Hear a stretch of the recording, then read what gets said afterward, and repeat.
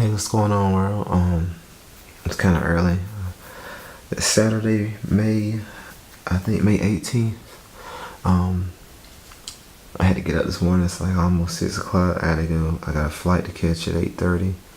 From Atlanta to Jacksonville. I'm going there to purchase a truck. So yeah, it's kind of. I know it sounds kind of crazy. Like, you're gonna fly 5-6 hours just to go pick up a truck. You can just drive there? No, I can't just drive there, man. And I'll explain that to y'all later. What reason why I bought a plane ticket to fly to Jacksonville to go purchase a truck and I drive back to Atlanta. But yeah, I want to make a quick video real quick. This video will be a part of the whole video, and I'll YouTube the whole thing, but this is just the first section of it. I just wanted to, like, you know what I'm saying, just do like a little mini doc, you know, the whole little process of, you know, getting up. And I'll talk about all of that in the video. I'll talk about everything, how I found the truck, how I acquired it, what all I had to do, and I'll make a video of the truck and all that other good stuff, man. So yeah, just, you know, continue to watch this, and I'll edit, chop it all up, and it'll be one whole, like, I'll try to make it as short as I can, 10-minute video. So yeah, y'all be safe out there. All right.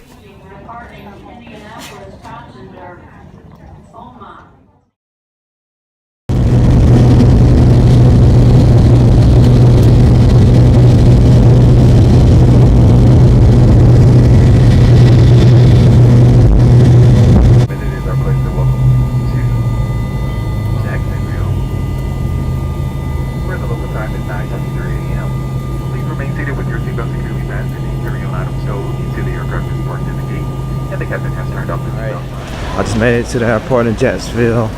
I can't really talk much right now because my battery's like on real low. I need to order this Uber so I can get to the dealership and cop this truck or whatever.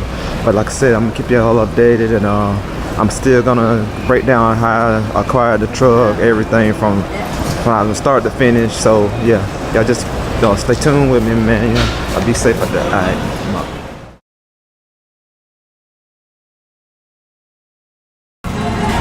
Alright, reporting live. This is the new truck. You know what I'm saying? 12.7, Detroit 60, 100,000 miles on it since the rebuilt. It's almost about new, you know.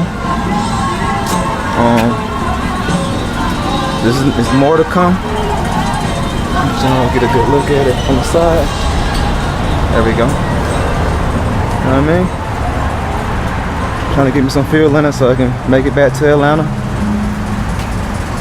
You know what I mean? So hopefully I can put my boy in it so we can, you know, get this partnership thing going. You know what I'm saying? So, but yeah, that's it right here, man.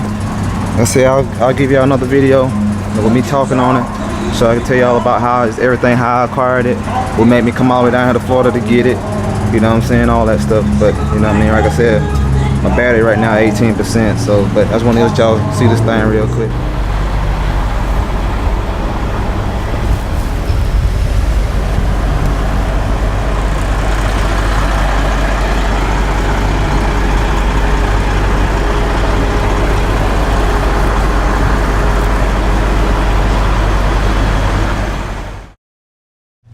Alright, what's going on, people?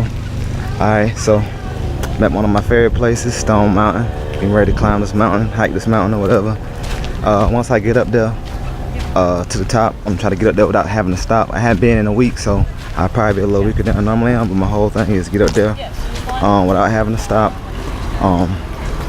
Once I get up there, take my little work break, I'll write down my whatever I'm gonna speak for on my video that I'm gonna make for my YouTube to finish the truck purchase off, and tell y'all about how I bought it, how I decided to get the particular one, why I bought what I bought, kind of give a little details of what I paid for and kind of deal I got and why I made the decision, and etc, etc, etc. So my whole point is to do that, and hopefully y'all like the video, and I'm gonna try to have it posted by the night. And yeah, man, just stay tuned, but get ready to take off and start walking. So it should take me about 20-30 minutes walk up here. I'm not sure what time is it right now. It's according to my Fitbit, it is 11:55. So I don't know, I'll see y'all when I get there. Alright, I'm live from Stone Mountain. I came I'm here to get my exercise in, you know, so I get this walk in. So I figured let me go ahead and finish this video about this recent truck purchase that I had made. I told y'all that I was gonna finally try to get done, and I hope, because all the wind and stuff, doesn't make the video end up sounding messed up or whatever. But if so, I'll just scratch this and just make a whole nother one, because you know what I'm saying, I don't want to like irritate anybody when they're trying to watch my video and then they want to subscribe for me. But anyway, to the truck, what I ended up doing was this is all like a 3 day. It's all like happened in 3 days. Like from the time I got the idea to the time I got in contact with the person, from the time flying down to Florida to get the truck and bringing it back. So what I did was, since April, I had already been trying to get a truck. I had planned to buy a truck like back in December, and the person I was supposed to buy the truck for, they was having issues with trying to get a title because there was a lot of stuff behind it. So I was sitting around waiting on that to come through, and they was saying it should be by January, so I waited in January. So with me doing all this waiting around, it's like I'm wasting time BSing around, learning that time doesn't wait for anybody. Time and money both don't wait for nobody, and you will learn that eventually. It don't wait for nobody if you don't already know that. So what I did was, April 15th came around. If anybody know, if you're a business owner, April 15th usually is a time that we don't really enjoy, because you know you get hit with those taxes. So I got hit with a strong 5-figure tax bill that really put fire under my butt, because I was shocked by it. Like when I saw it, I was just like, how? You know what I mean? Because I pay my quarterly, so I'm thinking of mine. But what happened was I made a lot more money than I expected to make, especially more than my first year. And some of the money that I left into the business, I didn't reinvest it. So it's just sitting there. Whatever. I took it out because I wasn't using that money to buy the truck, which I didn't get to buy. So it didn't get reinvested. So it looks like personal profit. So I got taxed on it. So I know I could have sat around and whined about it like a lot of people do, but you know, if you follow me or anything like that, you know I ain't about to do that. I just get things done and make things happen. So what I did was, I went to my personal money. I took my personal money and I put into my business to kind of give myself a little faster startup, a little fast to get, you know, move things ahead instead of me trying to just do this thing solely off what I make for my business. So I took my personal bread, put it into my business, and used some of that bread to get on the hunt to look for a truck. If I can't get that one truck I've been wasting all this time waiting on. So we came around Wednesday, I found a Pacific truck. And another thing before I even get started on that, if you're new to this and you're trying to figure out how do I find a truck, or what do you need to do to find a truck, first thing I would do if I was you is do research.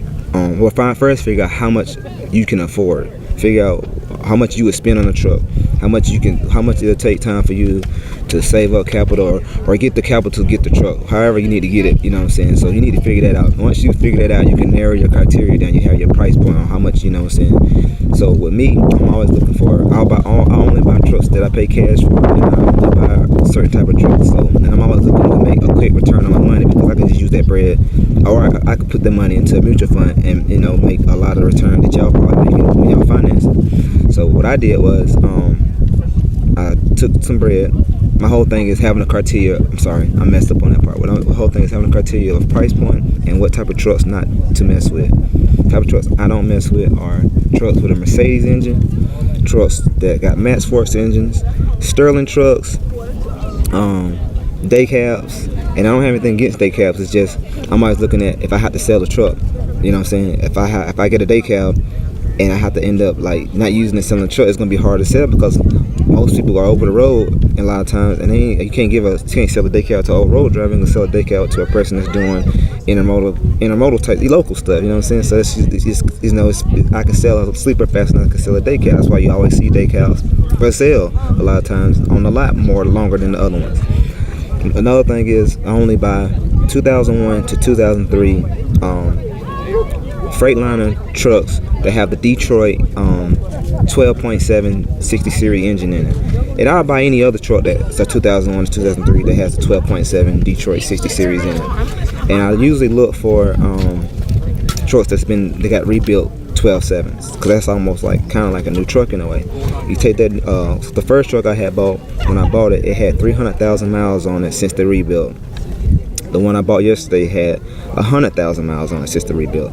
So, you know, I look for that type of stuff, man. That's just, I have, you know, I just feel comfortable, and I like those trucks. I love those engines. Also, right now, I also would, because I've done research on this particular truck and engine, I like the 2007 Volvo truck that has the D12 in it. You know what I'm saying? I like those trucks. So, and I have friends who have those trucks, and they doing real well with them. Only thing about them, the parts are a little bit more expensive than Freightliner, but it is what it is. Trucks drive, those Volvos drive like Cadillacs as far as like the feel and the ride, so they're more comfortable.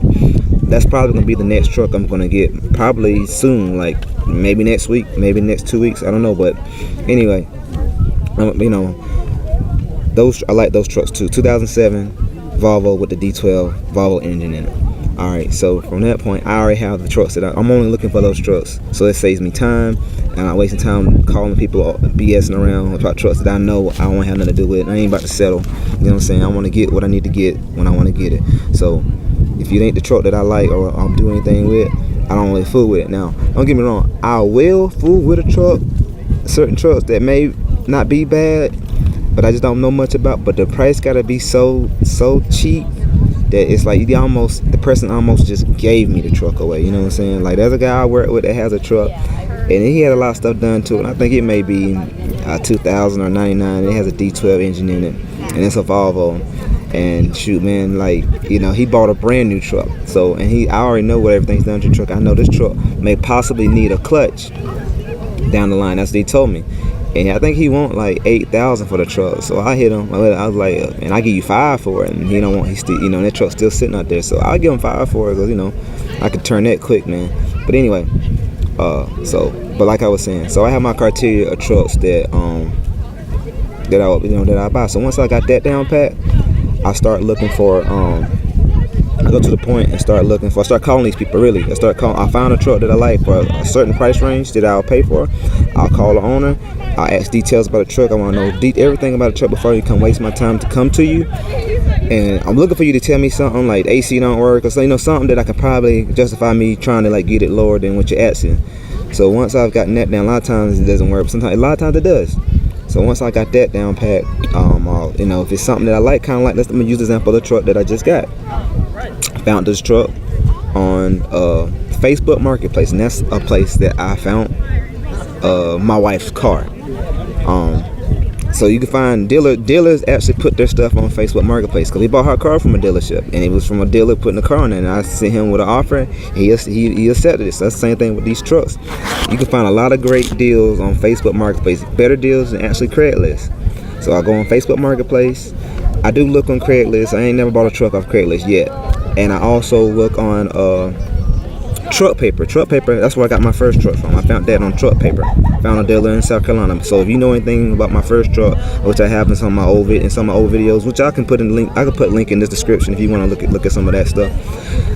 I did that with that truck. So, but let's get back to the truck I got yesterday. So Wednesday, I found this truck on Facebook Marketplace. I sent him a message, I think the night before, about the truck. He said, "Hey, are you interested in the truck?" I told him, "Yeah." He's like, "Would you like to meet? And when would you like to meet?" I was like, asked him where. He said, "Where would you like to meet? Or when would you like to meet?" I was like, "I can come Saturday." Where did you like me? I'm almost like he was gonna meet me somewhere with the truck. You know what I'm saying? He was like, he gave me the address to his dealership, and I was like, why not? Where would you say where we want to meet? Like, I can just come down the street. So anyway, I just kind of ignored that, and I called him the next day, I called him the next day, and we talked about the truck. He told me everything was, you know, good with it. It had some little cosmetic issues, like, you know, the grill might have had piece missing, seats might have been messed up, but other than that, the truck was a great truck. Had 100,000 miles on the rebuild. The transmission is 3 years old. So those two things I had loved to hear. So, you know, he had the truck listed for I think $150 less than what I paid. Let me think. He had that truck. Yeah, $150 less than I had paid for my first truck. So if you know what I paid for my first truck, that's what he had it listed for. Okay, I knew that he was in Jacksonville, so I looked at my phone and figured out how far Jacksonville was from where I live, and it was like, saying like 5 hours or something like that. So I'm like, man, I don't drive 5 hours. So let me look at what a plane ticket would cost. Looked at the plane ticket. The plane ticket was like, they had one for $177. It was Spirit, but it was only for like 11 o'clock at night. So I couldn't do that one. So they had a Delta one for $289 or something like that. So I before I bought the ticket, me and him was talking, and I was like, hey, I want to make sure before I come, if everything's good with the truck, I'm buying it. Like, you know what I'm saying? But I want to make sure everything is straight, everything legit. You got the paperwork for the rebuild, all that stuff that you're saying that you have for the truck. He's like, yeah. He's telling me, going over it, give me this story about the truck. Oh, cool. You know what I'm saying? So I was like, well, I'm gonna go ahead and order this plane ticket. And I was wondering if you have cash out, I can send you $50 to hold the truck. He starts laughing. He's like, hey, bro, you got brother, man, you got to come with more than that. He's like, $50, I can't do that. I can't trust that. You can, $50, you can probably lose that.